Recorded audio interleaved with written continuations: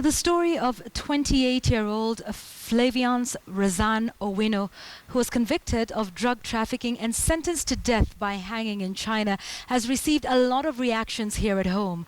But no one has received that news with greater pain than her own family. A family that now shockingly reveals that they had no idea that their kin was even in China in the first place. KTN'S Timothy Otieno visited them in Nairobi's Embakassi estate and brings us this story. It has been a trending topic on Twitter for over 36 hours now, as Kenyans react to the news of one of their own sentenced to death in a foreign land. In a ruling believed to have been made nearly 2 years ago, Floviance Owino was convicted for allegedly peddling of drugs and sentenced to die by the hangman's noose.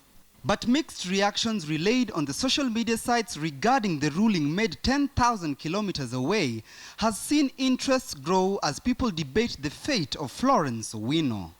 At Suki Faye on Twitter says, "We are well able to prosecute our own. Send her home, get her charged at home." Fiona tweets and says, "It is purely the law. The Chinese law on drug trafficking is very clear on the punishment of such acts as drug trafficking." While Joseph on Twitter comments, "Neither the Kenyan government nor her family knew she had been arrested. They knew when she had been in jail for nearly 2 years, ready to be hanged." But it is perhaps the family's reactions to the news that sends a spin to this story. Her sisters claim they had no idea one of their own was in China. They only received news of her pending execution last week when a Chinese official called them. As a family, we have never received any information that Floviance alikuwa ameshikwa. They last saw Flo, as she's popularly known, in May 2013. She told her elder sister she was living with a friend, and shortly after, she cut off any form of contact with them. Is she dead or alive? Is she in China? And if so, how come they were not informed of her arrest and subsequent sentencing? These are some of the questions that the family of Floviance Owino is asking to anyone willing to offer answers. I'm calling you from KTN. We contacted the Kenyan Foreign Affairs Ministry and spoke to the Director of Diaspora Affairs, Dr. Washington Olo.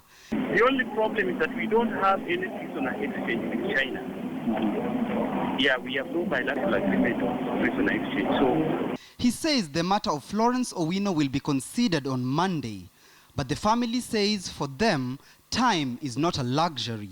Kamwambia tulimshika na tulimpatia 2 years to appeal. And sasa tumeona wakati imeisha. Sasa ndio wakatupigia. And for them, they say they just want a chance to see their kin, even if it is for the last time.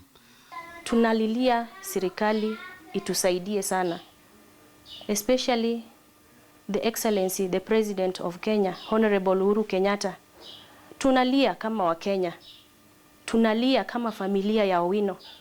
Tuweze tukapata dada yetu arudi nyumbani, na pia tuweze hata kama alikuwa ameuawa tuweze kupata mwili wake ili tukamzike.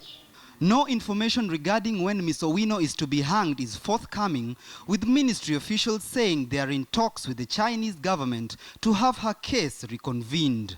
Timothy Otieno, KTN.